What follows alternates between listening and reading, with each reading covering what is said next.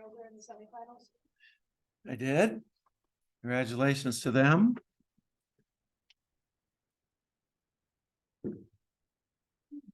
So if you didn't hear our colleagues, your SAU lady soccer team, our Lady Cougars, won the quarterfinal match. They played a very stiff defense against a very good offensive team and held them to 0 goals. And Lexi Ponstein, who, by the way, is a nursing student, scored the winning goal early in the match. So go Lexi, go SAU nursing, and go Lady Cougars soccer team. So they play in the semis. And we wish them their very best. And Melina emailed me early this morning and said, I don't think we'll be able to Zoom today because we have a recovery workout. So if they finish early, which I doubt they will, they'll get on. If not, we'll just Zoom. That's okay. All right, so we are talking about infections of the central nervous system. So don't forget the terminology that we used in the past. So if you infect those meningeal coverings of the central nervous system, we're down to 2 colors today. That's a meningitis. And if you have an infection of the brain parenchyma, that is an encephalitis.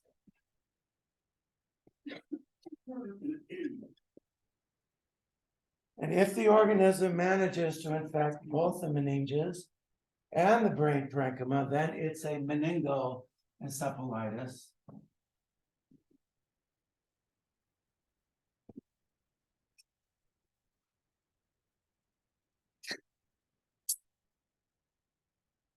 Now, we talked before about the Koenig and Brzezinski signs.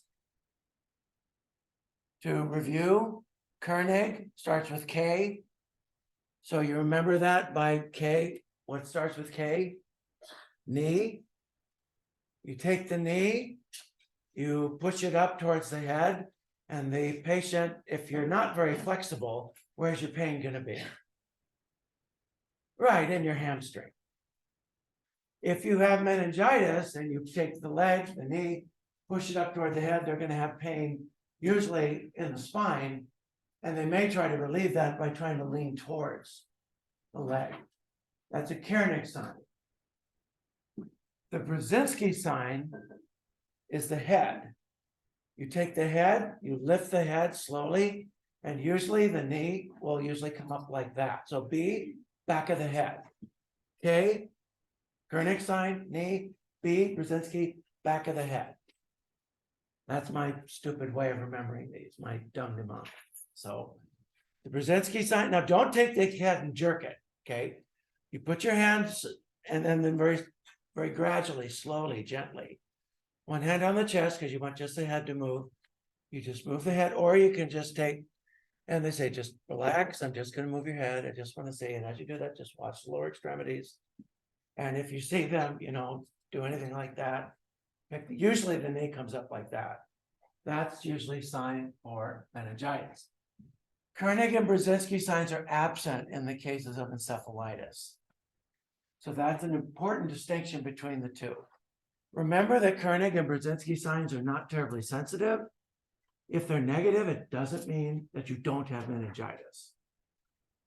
You usually need moderate to severe meningitis for those signs to be positive. So if you don't get positive signs, don't lean on those and say, well, they can't have meningitis then. They might have mild meningitis that can become severe meningitis. So keep in mind those signs are that they're not very sensitive. So meningitis can be caused by any pathogen that can infect the central nervous system. There is a term, and I don't really like this term, but it's used, aseptic meningitis.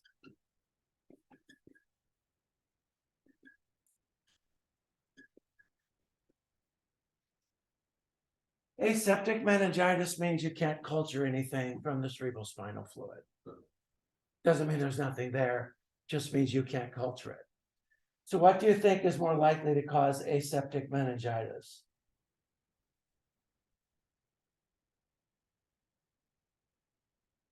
What can't be grown on a bacterial culture plate?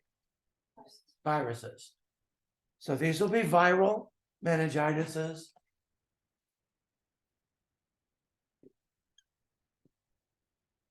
And the two main groups of viruses that will cause aseptic meningitis are the enteroviruses. You get these through contaminated food or water. And the big ones here will be echoviruses.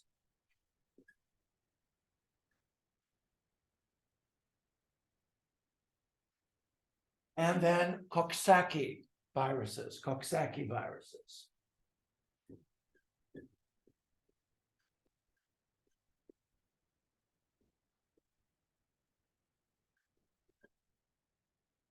Second group will be the arboviruses.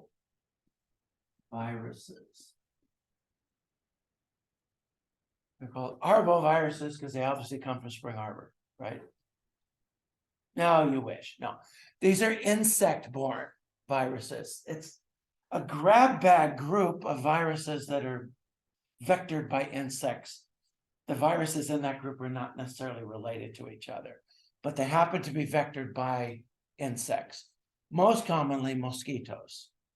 So these are insect-borne.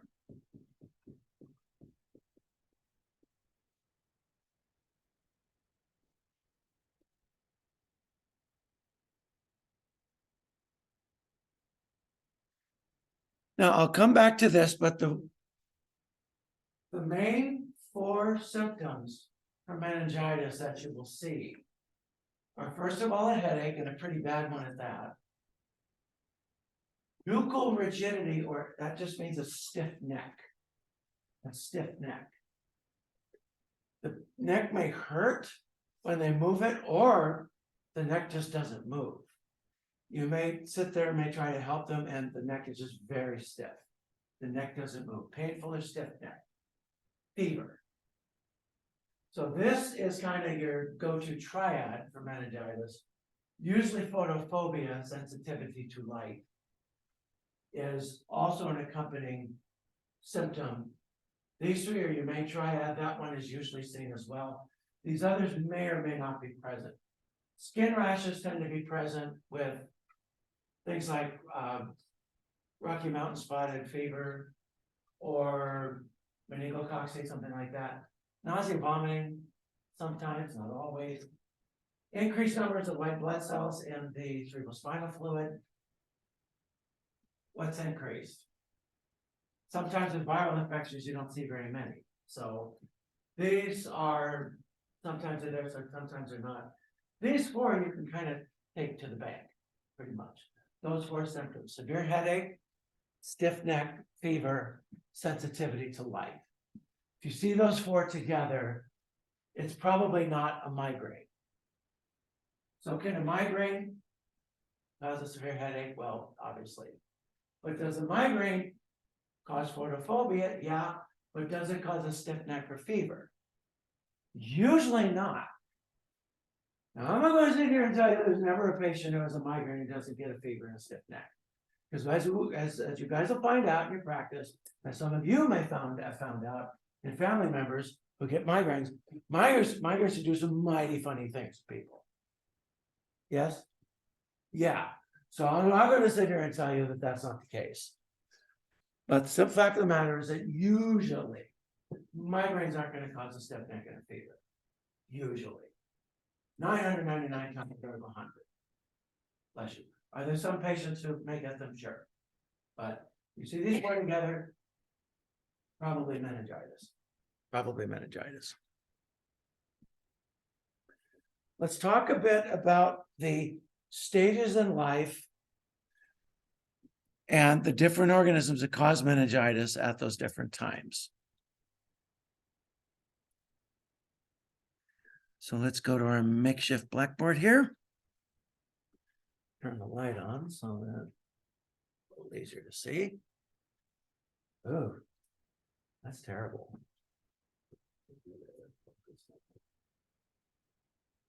It might be easier to see if we turn off the front lights too. Would that help? You guys think? Does it look as bad to you as it does to me? Does Olivia, can you please do the honors? That better? All right, let's try that. If you want the lights back on, just say something and turn it back on. Very good. So in your, say you have neonates, all the way up to say about 3 months. Your meningitis is going to be caused by group B streptococci, and the organism of interest here will be Streptococcus agalactiae.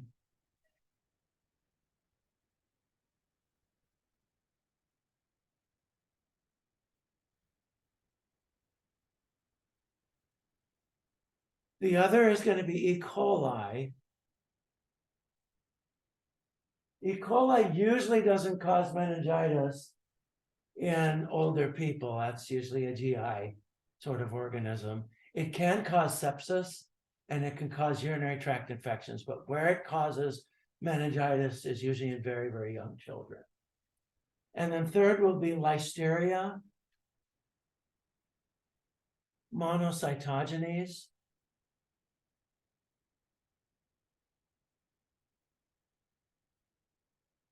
So Listeria monocytogenes comes from contaminated food.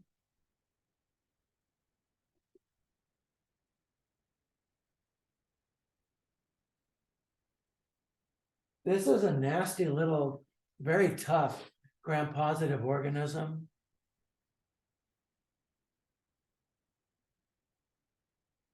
So it's very resistant to cold, and it's very resistant to,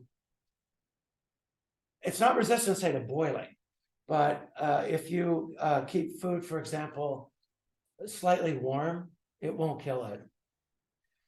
So this you find in particular in unpasteurized dairy products.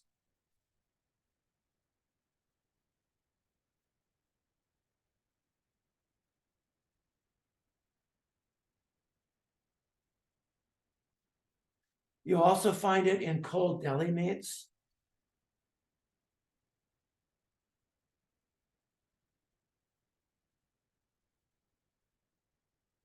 So this organism, if it infects the mother, it can cross the placenta.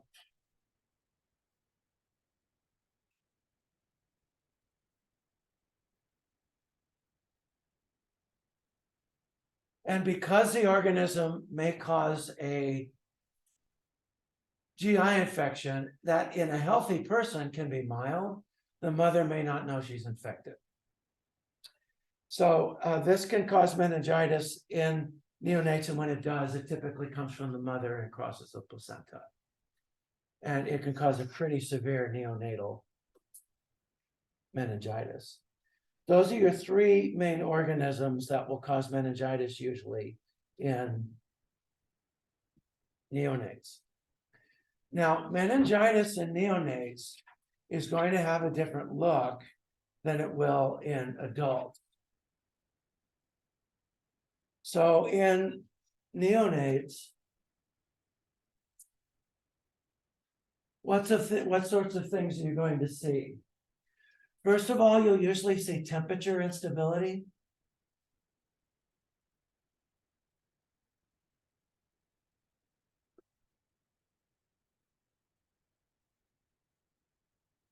Then you'll see lethargy.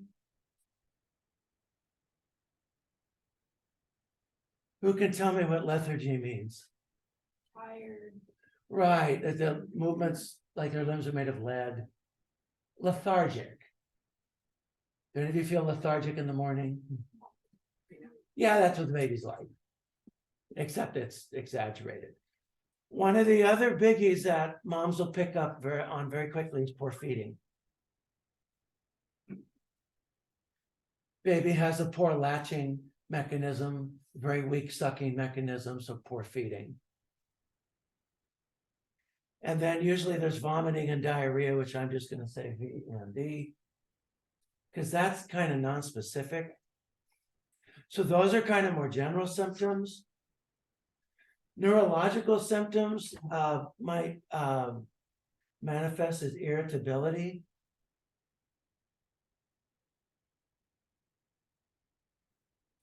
Hypotonia. Catherine, what's hypotonia mean? Lack of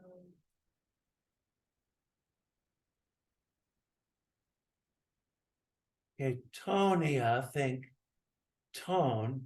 When you think tone, think not music, but muscle tone, right? Lack of muscle tone, weakness, generalized muscular weakness. So hypotonia, if you hold, those of you who've held a baby before, you hold the baby and you look at the baby stiffens up and gets their muscles get stiff, get strong because they're trying to hold themselves up. Unless they're, right out of the womb and then you're holding them, they're tired, they just kind of move, kind of get on your shoulder and then usually puke on you. Usually like that. But if you take the baby and hold the baby like this, like, hey, you, hello, you so on and so forth, the baby usually will stiffen up. Babies with poor tone won't do that though. They'll be floppy, like a floppy doll. It's called floppy doll syndrome sometimes. Don't necessarily like that term, but that's what it gets called.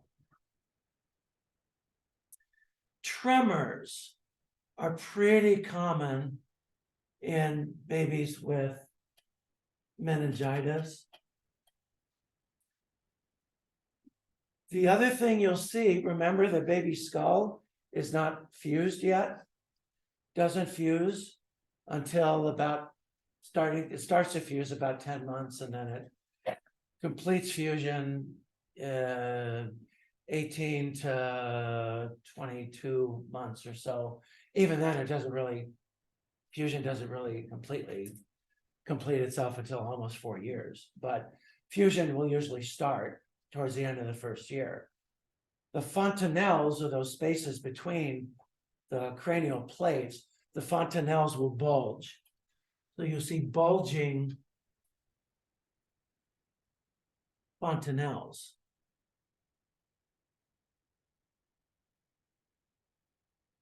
That's pretty hard to miss.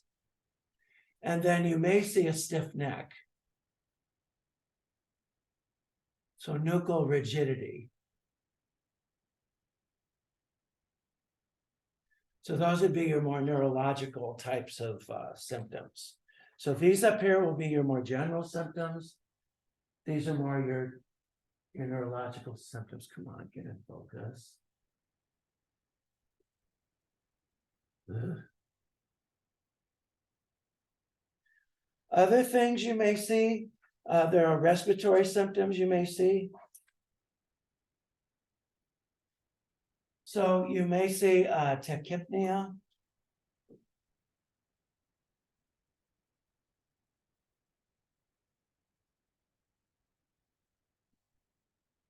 Sophia, what's tachypnea?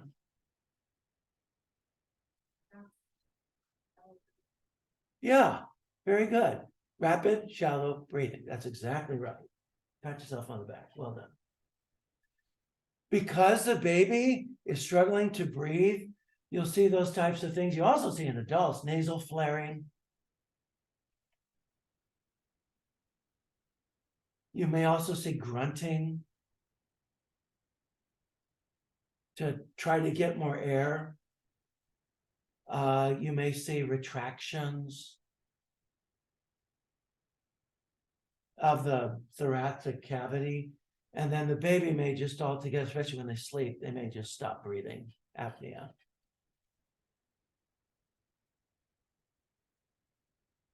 Those are the signs of neonatal meningitis. So you can't ask a baby, so how do you feel?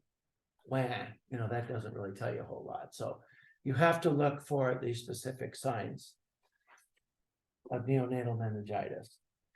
Very good. Once you get beyond that 3-month range, The next range is 3 months to 12 years.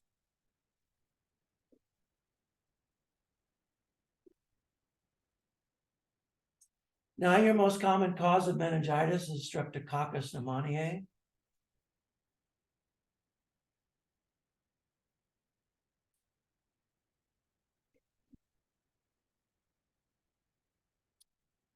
And then Neisseria meningitidis.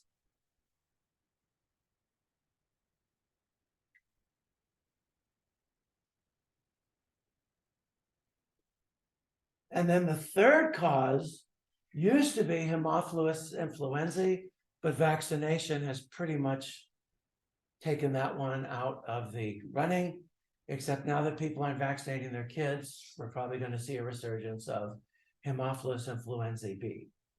Also, if any of you work overseas or do any international medicine where Hib B vaccination is not that common, you'll see Haemophilus influenzae B. Yeah, Sophia? So is that like the flu vaccine or is that? No, it's a bacterial infection. It tends to have a tropism. It tends to have a tendency to infect the upper respiratory tract, in particular, the epiglottis, but it can also access the bloodstream from the upper respiratory tract, and it can cross the blood-brain barrier. It's an encapsulated organism that protects it from phagocytosis, and it can enter the central nervous system. It can cross the blood-brain barrier. So which vaccine applies to it? I'm sorry? Which vaccine did you say corresponds? Hib B, because it's Haemophilus influenzae strain B. That's a strain that most commonly caused childhood meningitis. So that's the one that was vaccinated against. So the B polysaccharide, turns out that if you make antibodies against the B capsule, those antibodies are opsonizing. They protect you against infection by this organism. But because people aren't vaccinating their kids now, you're probably going to see a resurgence of that organism. So I will put that on here. Haemophilus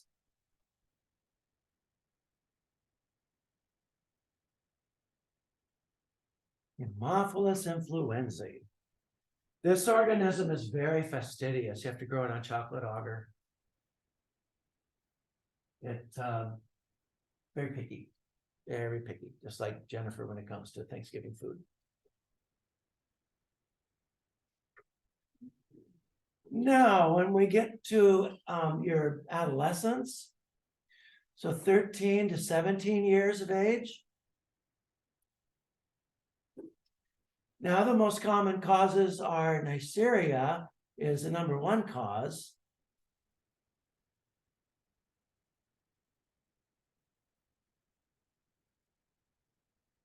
Followed by Streptococcus pneumoniae.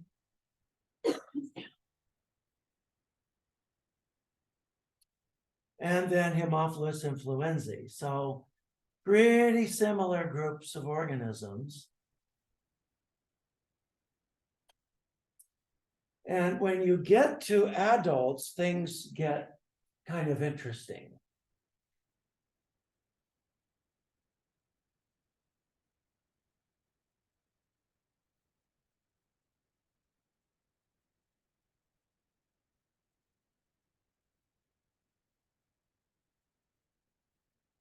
So in adults, particularly in people who are older than 50 and who eat foods that are made from unpasteurized dairy products, Listeria monocytogenes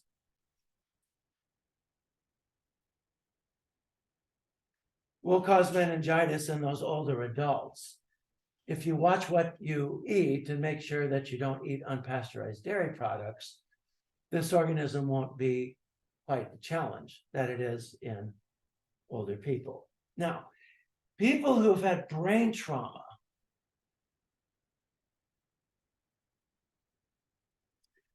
that is, they've had trauma to the head or repeated neurological surgeries. The most common organism in these folks that causes meningitis is Staphylococcus aureus. In this case, the organism is introduced usually by trauma or in some cases by procedures. What do you call a condition or illness that's produced by a medical treatment? So you guys heard that term before? Is it a nosocomial infection? That's an infection you acquire at a hospital. But what's it called if you get a condition that's caused by a treatment? Iatrogenic, is that a term you've heard before? Iatrogenic. Iatrogenic condition or infection for that matter. So Gracie's completely right. Nosocomial means you get it in the hospital. Iatrogenic means it's a condition, or it could be an illness, that you get because of the treatment, as a result of the treatment. So for example, you have a patient whose LDL cholesterol is off the charts.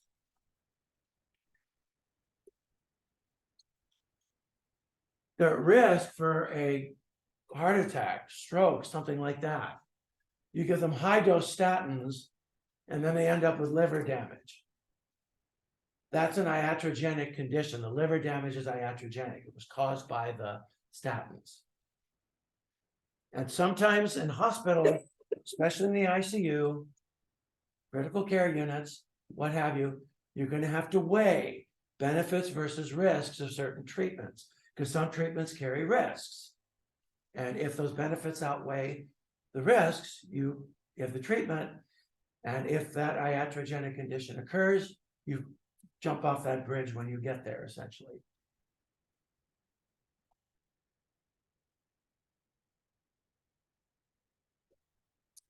Now, other causes are rare, but you'll see them in certain people.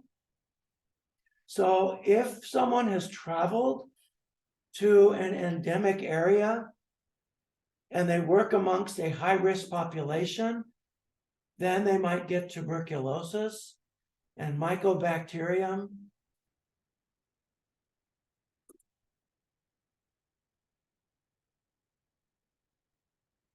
Can be a cause of meningitis. Again, it has to be among someone who's traveled to an endemic area and worked among high-risk populations. If you have someone who loves the great outdoors and they might come across ticks, then they may get either Lyme disease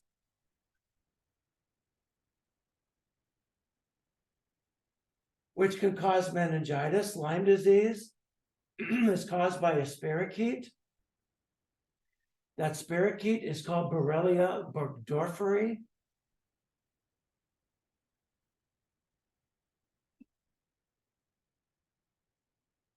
Spell this one right, B-O-F-E-R-I.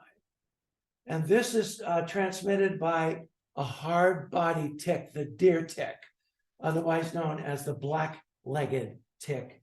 It's Isotes scapularis. That transmits this organism. So you have to be bitten by the tick in order to get Lyme disease. The other disease that you can get by means of a tick bite is Rocky Mountain spotted fever.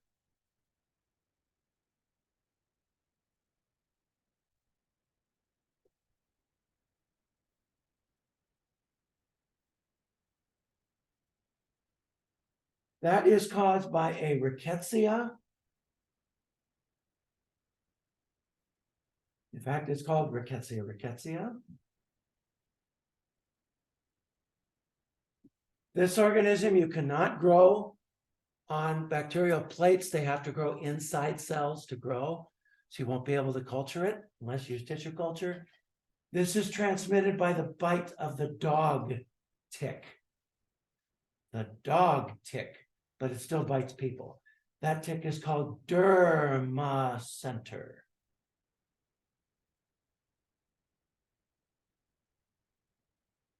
And so this one is found, this is in Central and South America and also the southeastern United States. South America, Central America, just, yeah.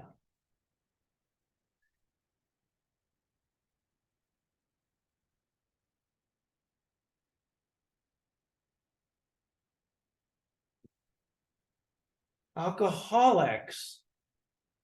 The organism that causes meningitis in alcoholics tends to be Streptococcus pneumoniae. Usually preceded by a pneumonia caused by strep pneumoniae. Finally, it's not that common, but you still in your practice may see it. If someone has syphilis and that syphilis is untreated, they can get neurosyphilis.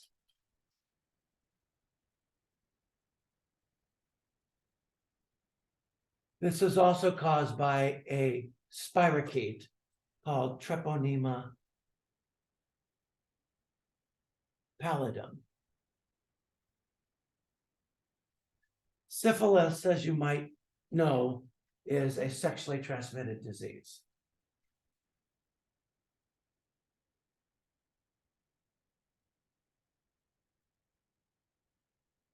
Okay, questions about any or all of that before we move on? Very good. Then move on we shall.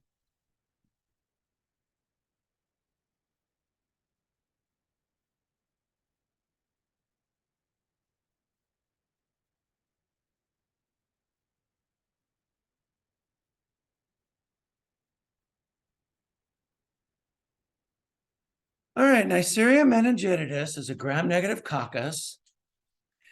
It is capsulated with a carbohydrate capsule. The carbohydrate capsule is antiphagocytic. The organism has a lot of different tricks to keep the immune system guessing.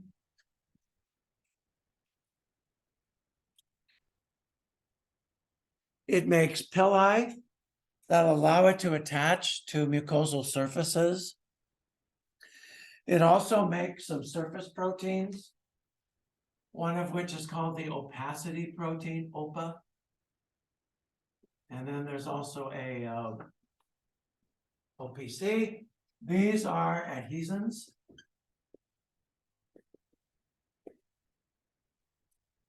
And Neisseria meningitidis has a particular trick for this protein and also for its pilus. Both of these are subject to a genetic variation mechanism where the organism has different cassettes of these genes that it can stick into the area where it's expressed.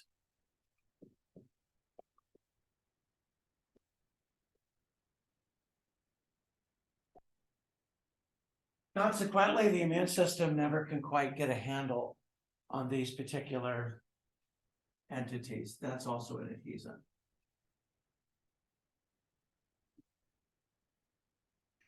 There's several different capsular strains that exist. They're called serotypes, and then they're usually given a capital letter. The ones you see in most infections, in the Americas at least, are B, C, and Y. When this organism causes meningitis, it's a very fulminant meningitis. It's pretty bad. The organism gains access through the respiratory tract, and then it is able to gain access typically either through a sinusitis. It's able to penetrate through the thin sinuses into the brain, but usually more likely it gets into the nasopharynx and then goes up through the cribriform plate into the brain. The organism has a lipopolysaccharide that is unusual. It's called a lipo-oligosaccharide, an LOS rather than an LPS. That will stimulate massive inflammation inside the brain. You get these massive release of cytokines. You get vascular collapse, hemorrhage. in the brain and other places as well.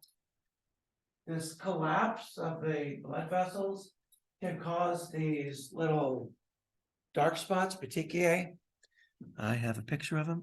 Those are some of the petechiae you might see on the skin. This is pretty characteristic of meningococcal meningitis. You don't see this in other types of meningitis. That's due to destruction of the endothelial cells. The organism also produces an IgA protease. So the organism invades mucosal surfaces. What protects mucosal surfaces? Immunoglobulin A. But it's able to chew up immunoglobulin A, so it can't protect you. And should any immunoglobulin A coat the organism so that it's taken up by a neutrophil, the neutrophil tries to kill the organism by throwing lots of hydrogen peroxide at it.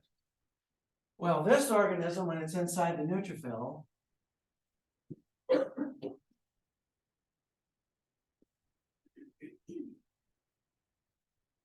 dumps a ton of catalase into the phagosome. So in comes the hydrogen peroxide, but out comes catalase. That degrades the hydrogen peroxide to water and oxygen, which is not going to hurt the organism. And the neutrophils can then carry the organism into the bloodstream. Eventually, the neutrophils die and they lyse, and that releases the organism into the bloodstream, causing a so-called meningococcemia. Meningococcemia.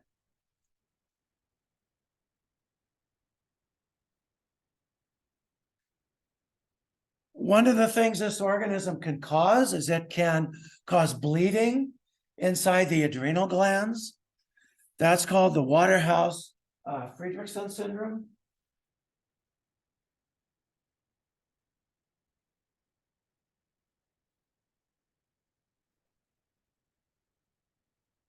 I can never spell this right.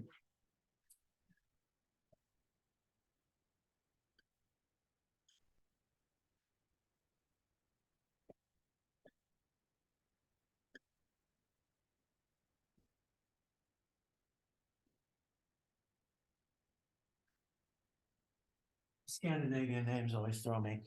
Waterhouse-Friderichsen syndrome.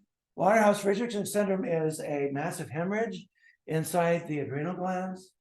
That will cause a collapse of the, so it causes severe Addison's disease, essentially, in the patient. And that can lead to shock and coma and cardiac failure and death very quickly. I was on a mission trip once to Mexico. We were in Mexicali, Mexico, and we were building a church structure for the believers there. And we had gotten word that one of the ladies, her baby had died. And we went into the house to console the mother. And her baby was there. And I noticed there were splotches all over the face and the arms. I said, oh, Neisseria meningitidis. I didn't say that to her, but in my head, because I'm a nerd. I was just saying that's probably Neisseria meningitidis. That baby was fine one day, then in the night it died. He died. So that just shows you how fast this can work. It can work very quickly.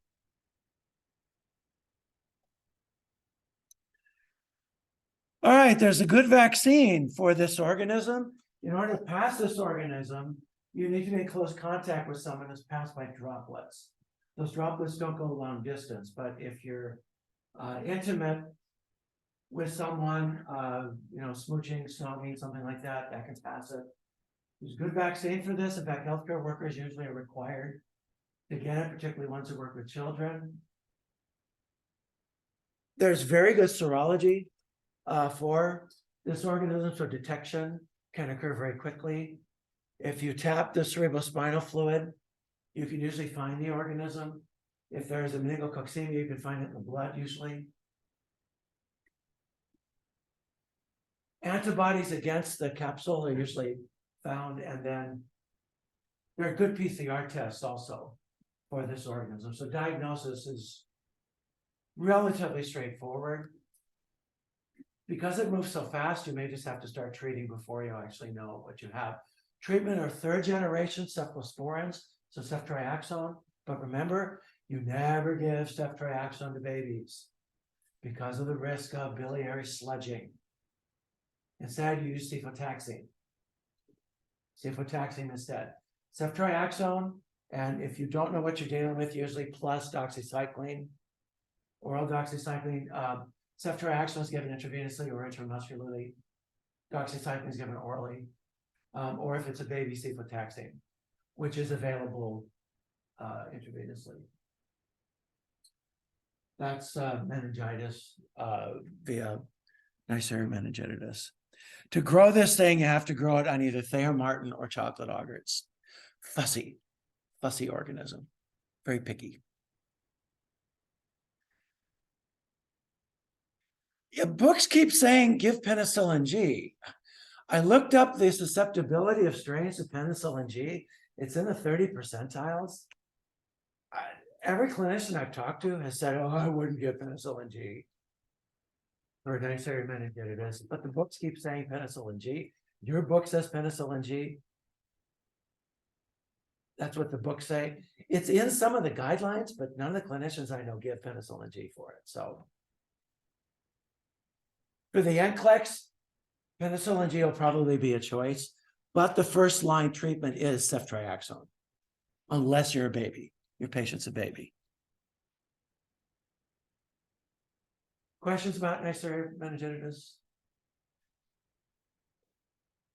Gram-negative, coccus, capsulated, fussy. Have to run a chocolate auger. Streptococcus pneumoniae. This is gram-positive. Bless you, coccus. And the cocci, they're not perfectly round. They're kind of, it's as though a nano elephant sat on them. So they're a little bit. Okay, that's a pneumococcus on drugs. So instead of being perfectly round, they're more they look more like an orange, kind of. So they're kind of lancet shaped, and they're usually in. You don't usually see them in chains, especially in tissue. They're usually in pairs, so they're called diplococci sometimes. So some patients with pneumococcal meningitis will have pneumococcal pneumonia. Usually occurs in patients with underlying susceptibility. And it's the most common cause towards the beginning and towards the end of life. So in elderly patients, this is the most common cause of meningitis as well. This organism also produces a polysaccharide capsule that's antiphagocytic. Then it makes several different virulence factors. It makes a hemolysin, and then it makes another enzyme called pneumolysin.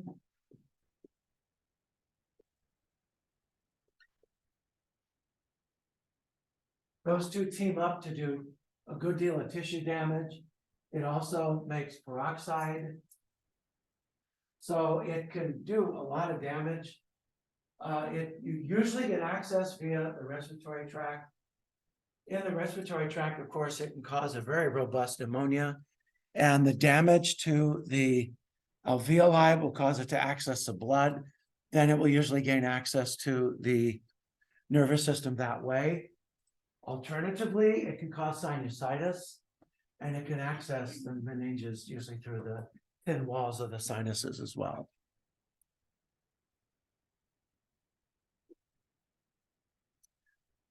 Penicillin used to be a good choice for this organism, not anymore. It's resistant to penicillins.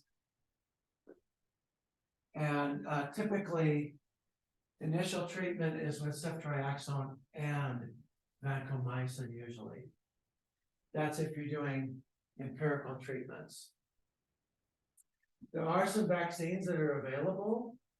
So there's Prevnar, That's a 13-valent vaccine. It will protect you against 13 different capsular strains of Streptococcus pneumoniae.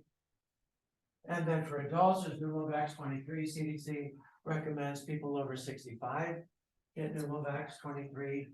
So I went to my doctor, said, can I have Pneumovax 23? He said, sure, when you're 65. When you're 65, come see me and we'll give it to you. Not until then, because my doctor's very, let's follow CDC recommendations. My brother's doctor, on the other hand, gave it to him just because he asked for it.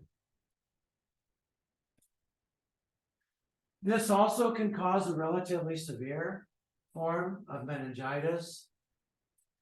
And it's an important cause of meningitis in kids under the age of 5, also in older patients, and also in people, alcoholics, those types of people as well. Again, pretty fulminant meningitis with this organism as well. And Haemophilus influenzae, it's waned in the United States, but it's probably going to make a comeback. That's my prediction. I say that because it's making a comeback in Europe, where the anti-vax group is even more vocal. Listeria monocytogenes. So this is also gram-positive. You can see it makes rods, but they're short rods. This organism at 37 degrees does not make a flagellum. At lower temperatures, it does make a flagellum. So it's motile at lower temperatures. When it gets in your body, it's not motile. Now, this organism is phagocytized by white blood cells, but it degrades the vesicle and escapes into the cytoplasm, and then it makes some pretty powerful toxins. So you get it through contaminated food, and it will invade the epithelial cells of the GI tract. Then it co-ops cytoskeletal elements, in particular actin, and it causes actin to polymerase behind it. That jets this organism from one cell to the other. It can spread literally from one cell to a whole bunch of cells. And it can also gain access to the bloodstream and then access to the meninges through compromising the blood-brain barrier. So this organism is not fastidious. It's resistant to cold, heat, salt, pH extremes, and bile. Grows inside host cells, what have you. Again, I have to emphasize, you get this from contaminated food, typically unpasteurized dairy, deli meat. So those of you who work in a rural area where kids will drink raw milk, you're going to see this organism. And again, this is passed from mother to baby, passes through the placenta. That's a high yield fact I need you to remember.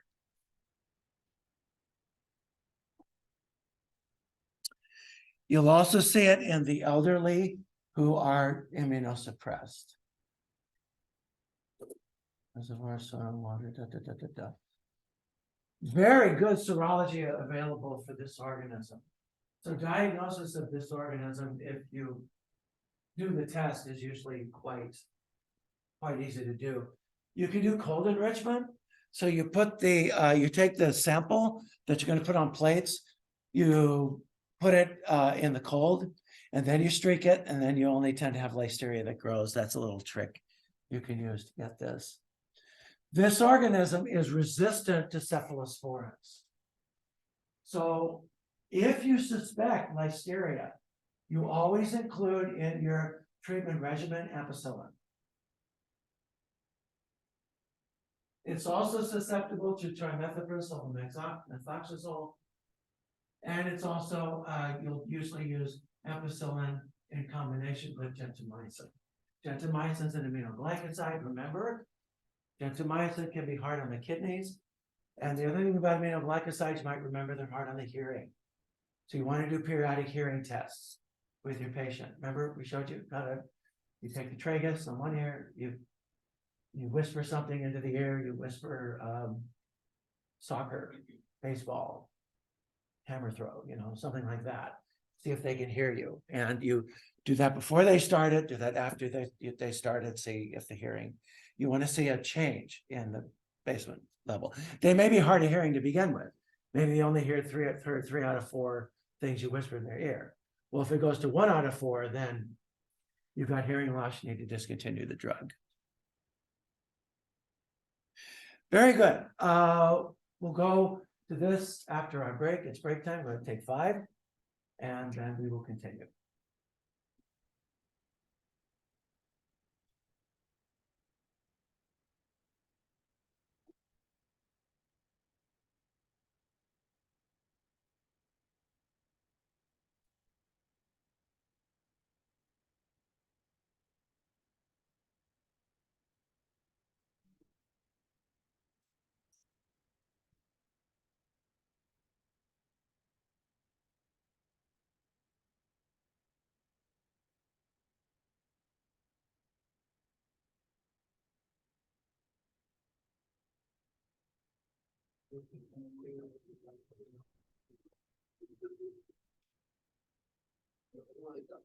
You even have coffee. I drank it all. Apparently, the Vito Express was putting out free coffee today for the grand opening. Oh. I saw in the student ad or the. Yeah. I'll just like. No. That makes concentrating hard.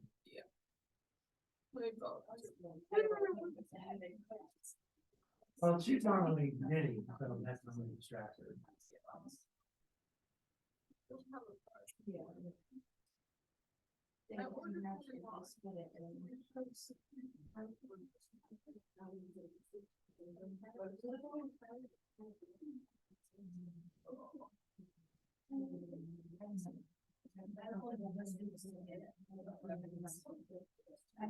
the very first cohort we had, one student.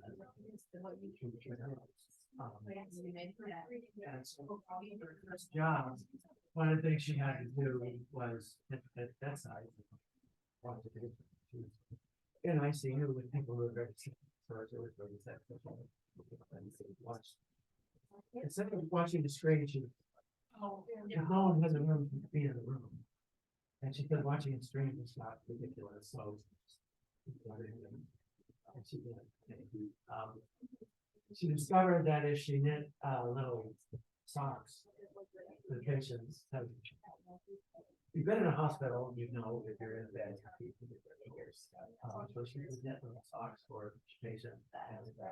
They were there longer. She's put socks and put the warm socks on. I always appreciated that because he didn't sock. I did my part last night, and I was in here her part, so I didn't do her part until I was in bed.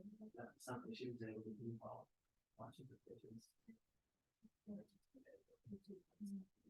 all right, I'll do it right now.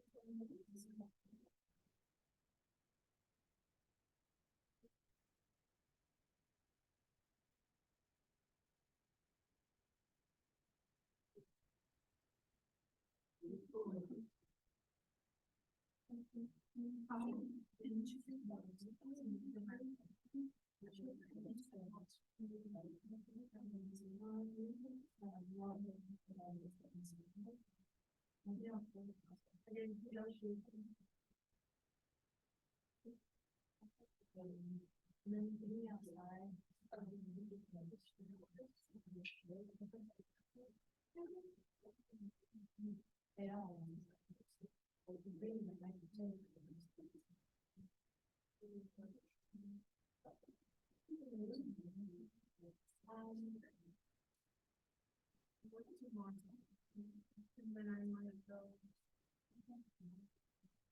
Tomorrow night, and then I come back on Monday. I'm supposed to bring my to this year and try to remember this. That's not. Right at the flag. And it's just too much. You just want shorter hours and stuff. Yeah.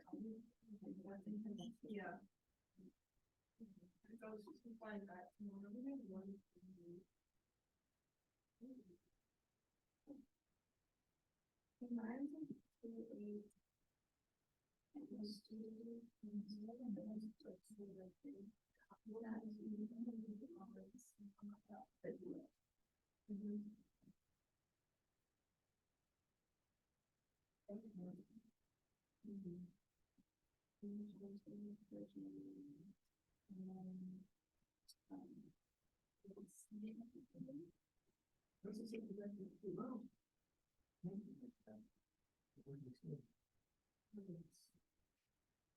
Congratulations.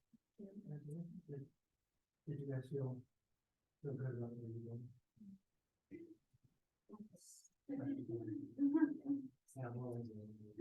Good bowling days, good bad bowling days. Some days you just, you got it all. What'd you next meet? Vegas, which is after we were in school. Vegas, baby.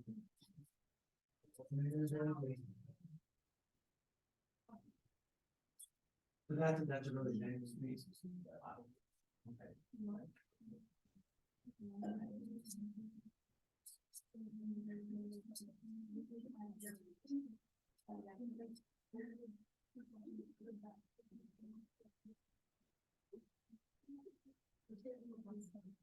Okay, gang, let's get back in the saddle. So bacteria aren't the only causative agents of meningitis. There are fungal meningitis infections and also viral meningitis infections and then parasitic meningitis infections. The most common cause of fungal meningitis is this organism, Cryptococcus neoformans. Cryptococcus neoformans grows in a filamentous form in the soil. However, it tends to infest birdseed. Consequently, birds will tend to eat that, and so this organism is found inside bird dung, particularly pigeon dung. Now, when it gets inside the body, it stops growing as a filament and starts to grow as a budding yeast. And it's very thickly encapsulated, as you can see. These are examples of India ink stains, where the India ink excludes, the capsule excludes the India ink, and that capsule is antiphagocytic. The organism typically causes a pneumonia, usually a mild, sometimes asymptomatic pneumonia in patients. And then if it seeds the blood, it can very conveniently cross the blood-brain barrier, and it can cause not only meningitis, but also meningoencephalitis. The organism has a predilection for the brain because it has a phenolic oxidase system. That phenolic oxidase system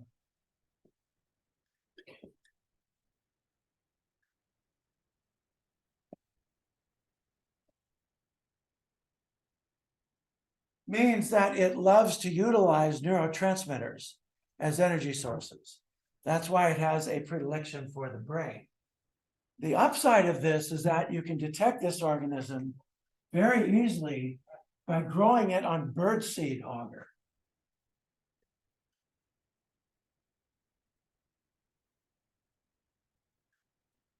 If you grow it on birdseed agar, it will form colonies and it will make the agar very dark.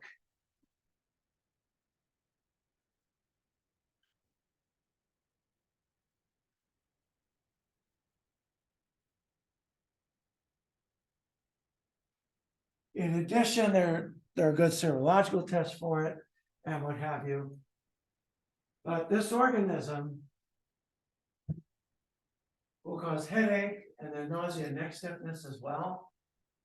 Because the yeast, when they are in the bird dung, can be very, very small, you can inhale quite a bit of it, particularly if you get someone who's clearing out an attic and the attic's full of bird dung or something like that.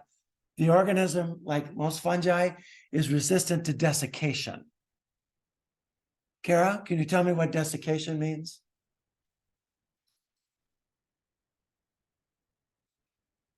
Yes. Devin, help her out.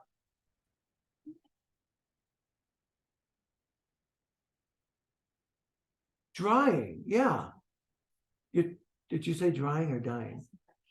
Oh, I thought I said drying. Yeah, drying. It's very resistant to drying.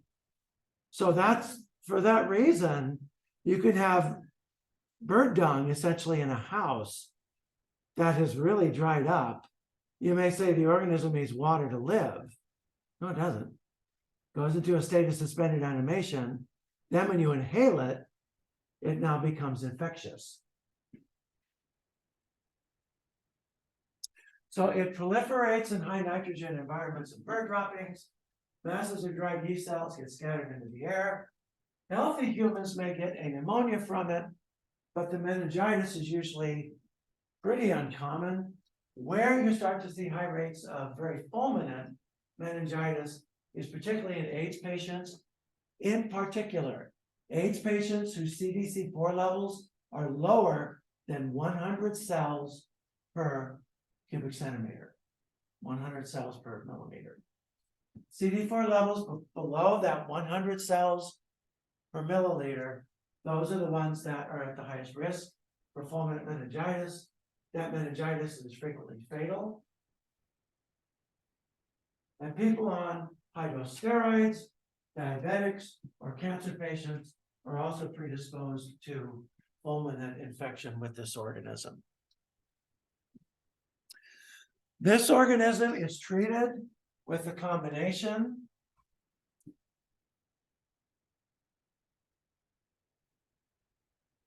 of flucytosine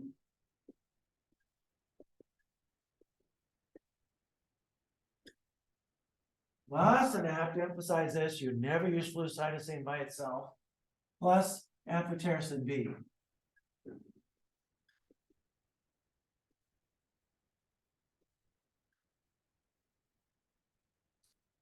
Amphotericin B has to be given usually intracisternally, and that drug has a lot of side effects, the biggest of which, for your purposes, will be a reaction infusion. The patient gets very cold, and that's why you need to have the warm blanket at the ready, and you'll be your patient's best friend. Coccidioides immitis. This organism has a special place in my heart. I did my master's thesis on this organism. So this is the cause of so-called valley fever. You find this in dry alkaline soils, desert type soils like what you see in the Pacific Southwest. So California, Central Valley, California, Arizona, parts of New Mexico and Mexico. The organism grows as a hyphae, and it makes these so-called arthrospores. Those arthrospores come about because in the hyphae you have selective cell death between these cells. These cells are very fragile. They get wafted into the air very easily. When you inhale them, they tend to cause pneumonia. Very often they cause a completely asymptomatic infection. In about 10% of people, you will actually get a pneumonia. The organism will then round up and divide by progressive cleavage. This is called a spherial. That is an awful picture of a spherial. I'll show you a much better picture. But in certain people who are immunosuppressed or get disseminated disease, this organism could cause meningitis. That's a better picture of a spherial, actually, in tissue.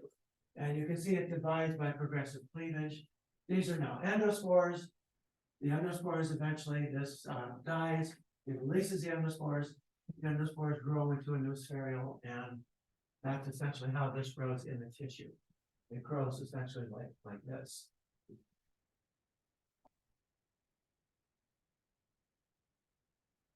This disease virtually always begins as a pulmonary infection. The meningitis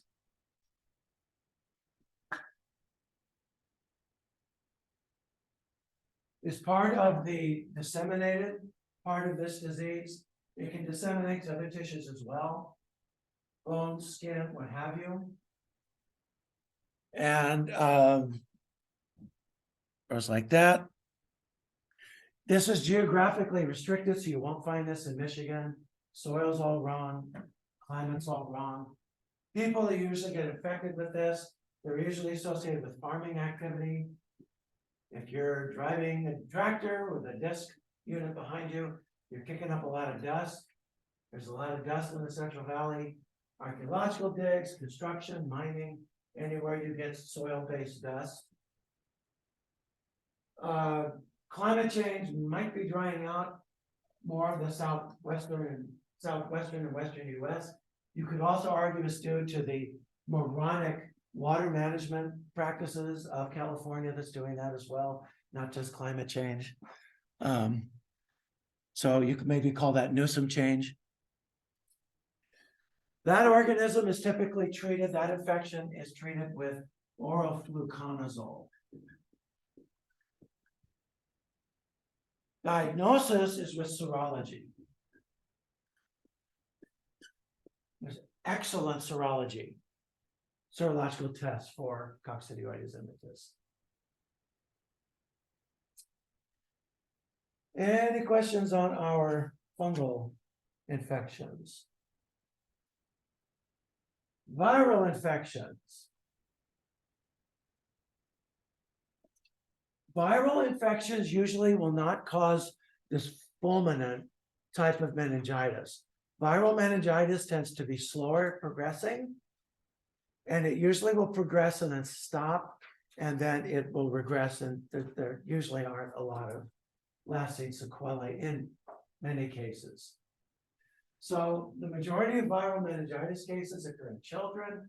They're mostly caused by enteroviruses. Again, members of the echovirus and Coxsackie virus group. Viral meningitis in neonates is very often caused by herpes simplex 2, and the mother usually has a genital infection. If the mother has genital herpes and is going to give birth, you can give prophylactic antivirals to both her during birth and then to the baby, usually afterwards. Neonatal HSV infections, neonatal meningitis caused by HSV can be very severe and can cause lasting consequences to the baby.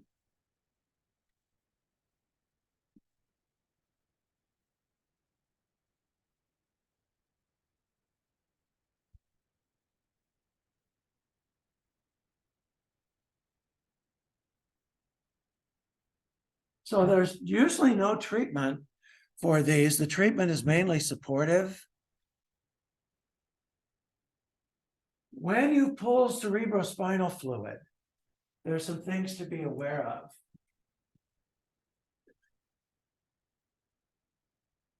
In bacterial infections,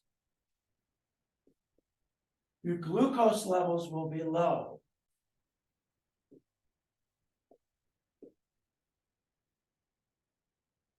Because the bacteria are chewing up the glucose. Your protein levels will be high. And you'll typically see white cells. Which when you pull CSF, usually you don't see a lot of white cells. But you'll see white cells, usually neutrophils.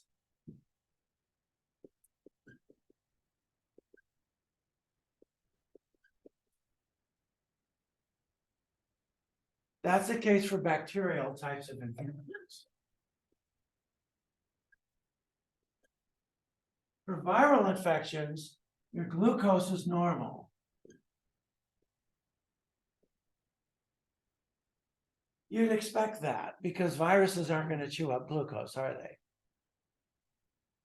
Protein levels usually are also normal.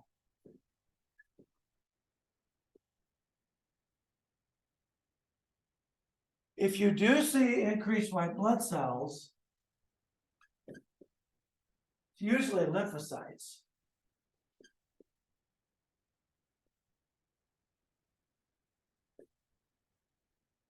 Usually lymphocytes.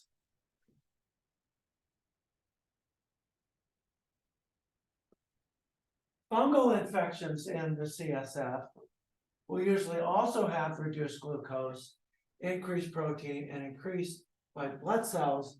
But for fungal infections, normally what you'll see is not neutrophils, but monocytes. Monocytes.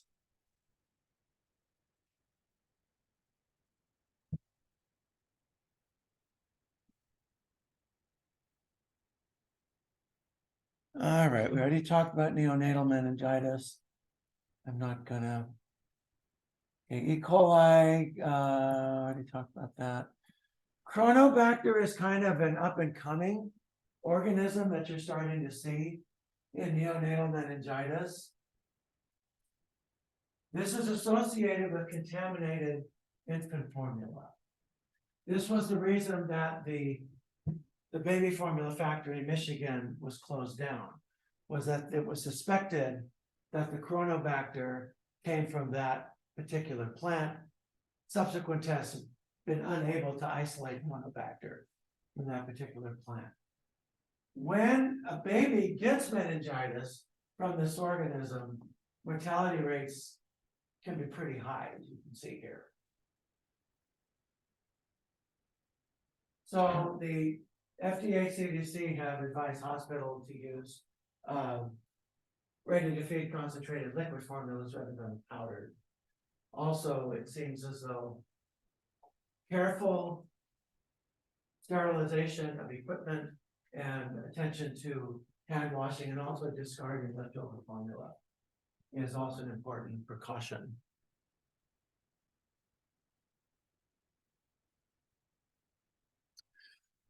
So Zika virus is one of those arboviruses. It's in the flavivirus family. This is passed by mosquitoes. So it's related to dengue fever, West Nile, yellow fever. Those particular viruses are all flaviviruses. Adults, typically healthy adults, usually don't get any symptoms. Older adults may get joint pain, muscle pain, conjunctivitis, skin rash. Rarely you can get this Guillain-Barré syndrome, that autoimmune syndrome that affects sensory nerves and what have you. This organism can also be passed to the baby, and it affects the division of neural stem cells.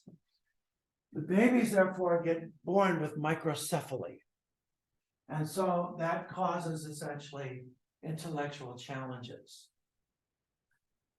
There is a vaccine in the works for Zika virus. In fact, Moderna, before the COVID pandemic hit, the messenger RNA vaccine they were working on was for Zika virus. Now that COVID is waning, hopefully Moderna will return to Zika virus and we'll see a vaccine for Zika virus so that this isn't a problem, because most pregnant women who get infected with Zika virus have no idea that they're infected with it. This is the reason why pregnant women are advised to stay out of to not be outdoors during the twilight period when mosquitoes tend to come out and feed.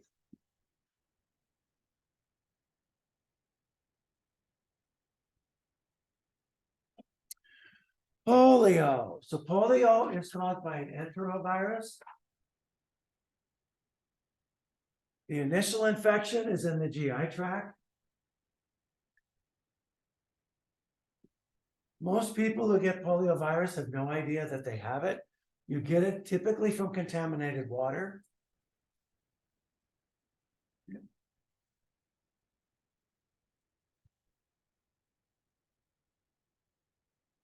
Because of an aggressive polio vaccination campaign, the goal essentially was to push all these wild polio viruses into extinction. Unfortunately, that didn't happen because of the use of the oral polio vaccine. The oral polio vaccine is very easy to give. Open up, chuck it in, swallow it, have a drink of water, bye. The problem with the oral polio vaccine is that the viruses, it's an attenuated virus, it divides in the GI tract, But if you have another type of enterovirus that you're not aware of, which most people do, you can get recombination between the oral polio vaccine virus and the wild enteroviruses you might have. That can rarely produce a poliovirus that is infectious. And so it makes its way outside your body, gets into sewage, contaminates the water, and then you get this mild polio outbreak.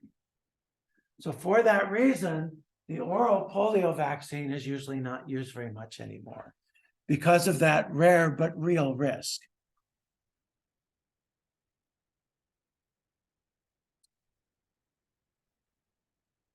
So once the virus infects the GI tract, it may end there, or you may get a short-term, very mild viremia.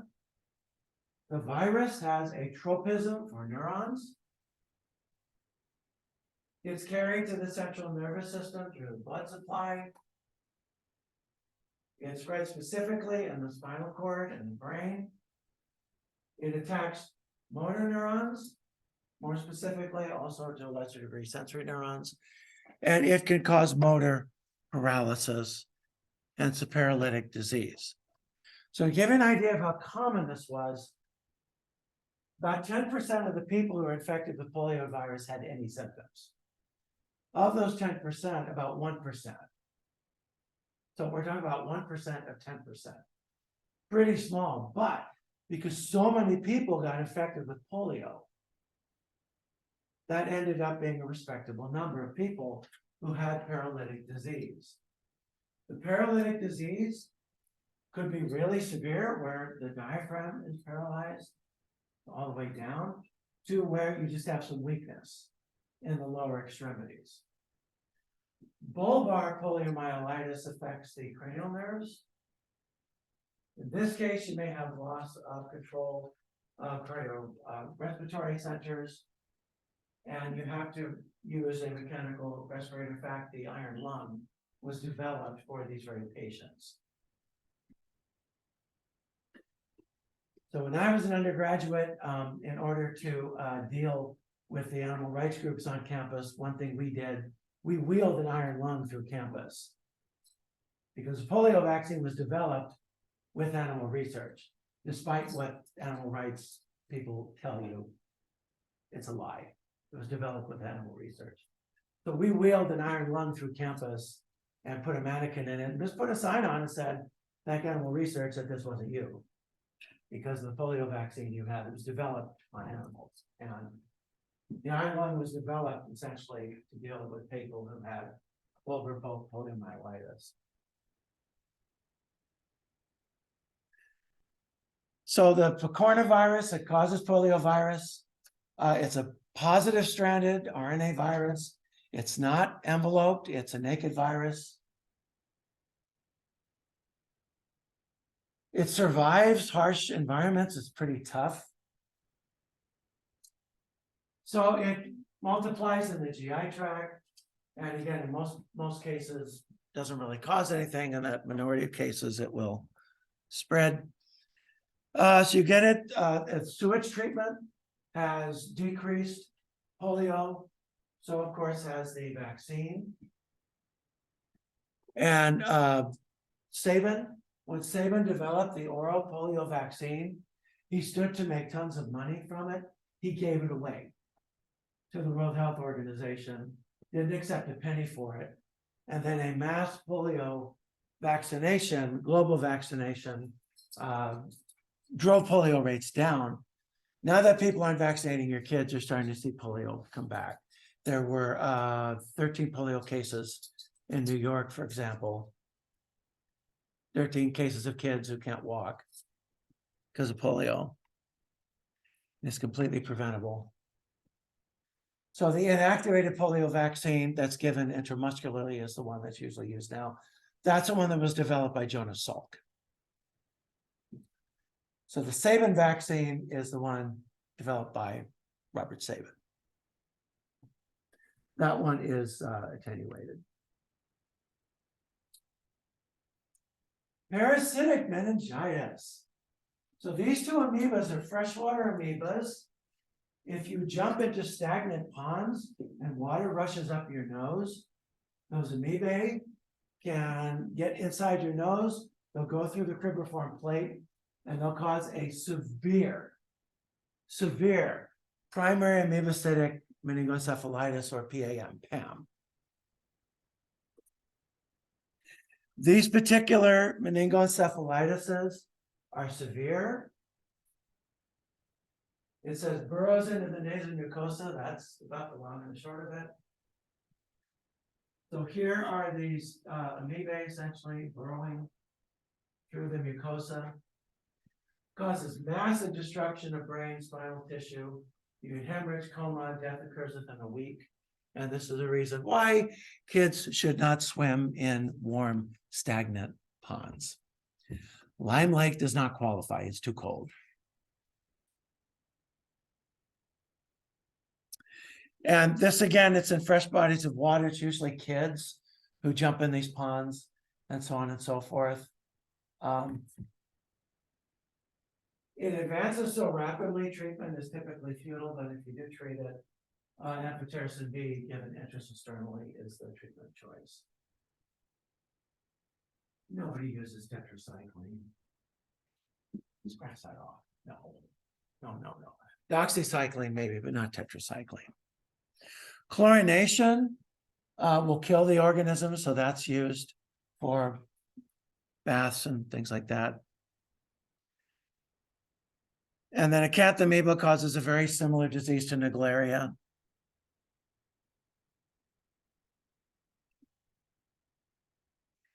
This can invade broken skin, can affect the eyes as well, what have you. Acute encephalitis is usually caused by viruses, usually parvoviruses. The Johnson-Campbell virus, JC virus, can also cause acute meningitis. JC virus usually does not infect anyone with a competent immune system. It's only people with compromised immune systems that JC virus usually infects. They can cause encephalitis, but the symptoms might be more pronounced than the meningitis usually. Encephalitis is caused by these arboviruses, and if you have encephalitis, you may not have the symptoms of meningitis, but you usually have seizures, decreased consciousness, and then behavioral changes.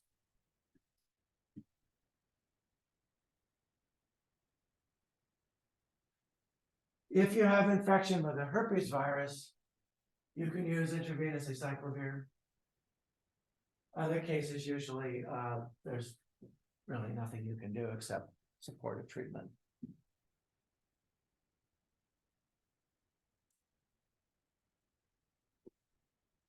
All right, we talked about these.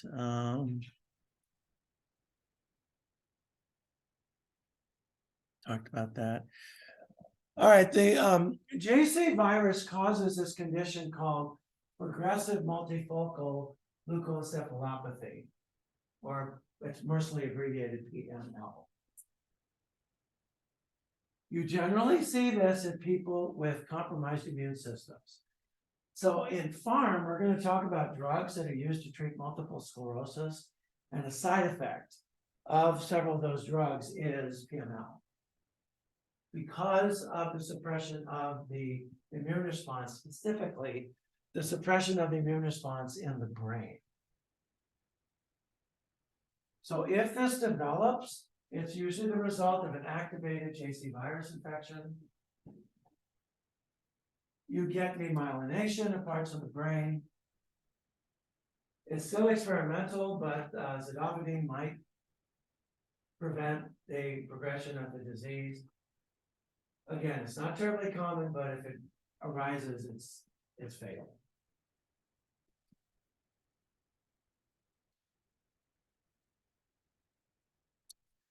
Toxoplasma gondii is a parasite infection. You get this organism typically from cats. So if you're dealing with kitty litter or something like that, this organism can also cross the placental barrier, and it can infect the fetus. Yeah, Is that why pregnant women are supposed to change? that's exactly why. So I am blind in my right eye, and that blindness is probably due to Toxoplasma gondii. Because my parents, I grew up on a farm. If you're on a farm, you have to have cats, lots of them, because on a farm, you have mice. So the best solution for mice is or multiple cats. And my dad was, God rest his soul, was a huge animal lover. So we always had lots of cats. And my mother, when she was pregnant with my twin brother and me, she had a chesty cold, as she put it. And when my ophthalmologist examined my right eye, he said the scarring you have in your retina looks to me like congenital toxoplasmosis. Everything lines up, essentially. My mom had the infection just the right time. My brother, completely unaffected. Me, I got the heavy end on that one. So Toxoplasma gondii, that's passed by cats. It's a parasite infection, very treatable. Prions, I'm not going to talk too much about prions, but resistant measles, we talked about that already, SSPE. Toxoplasma can cause a severe problem, of course, in the baby when the baby's born. You can have eye issues, you can have hearing issues, you can have other types of central nervous system issues and things like that.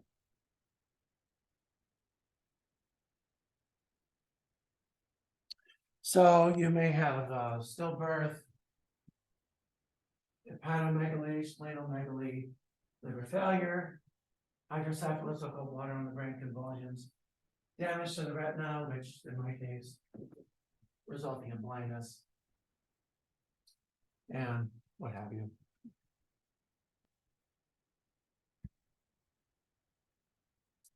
So the organism in cats undergoes sexual reproduction.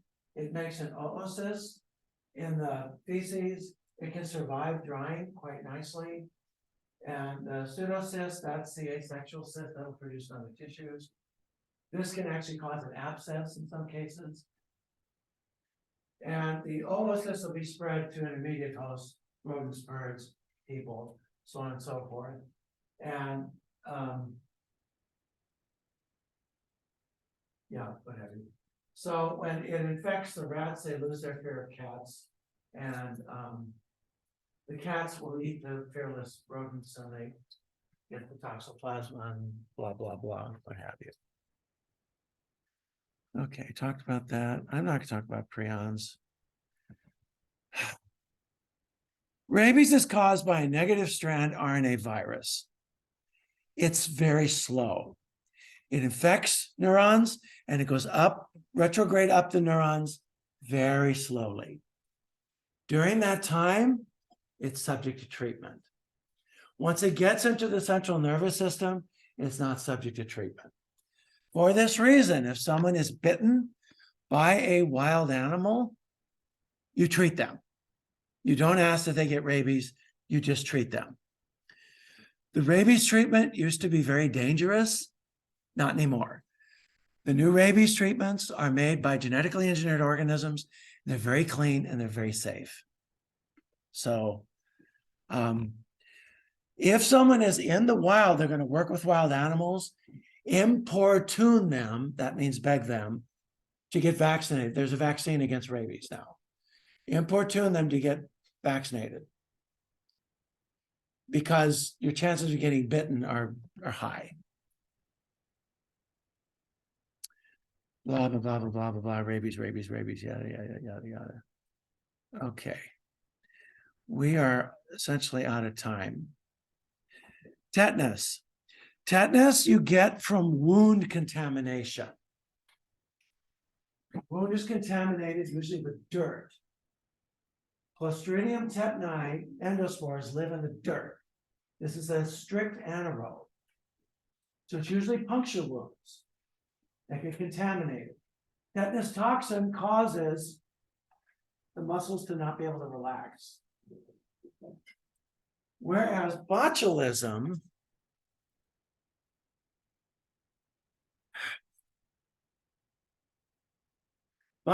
you get from food, usually canned foods, or in case of babies, honey. Botulism causes an inability of the muscles to tense, so it causes a flaccid paralysis. So tetanus, the muscles, you get spasms, in fact. The spasms can be so severe they can break bones. And tetanus, the first symptoms are seen in the face. You get trismus, lockjaw, and you get a thing called rhesus sardonicus. So you first see it in the face, the muscles tense and they're unable to relax. Botulism, also Clostridium, caused by Clostridium botulinum, contaminated food, and you get flaccid paralysis. Those are the two differences between those two diseases. Please read up on them. And those are the meningital infections. We will soldier forward next time. Have a great weekend.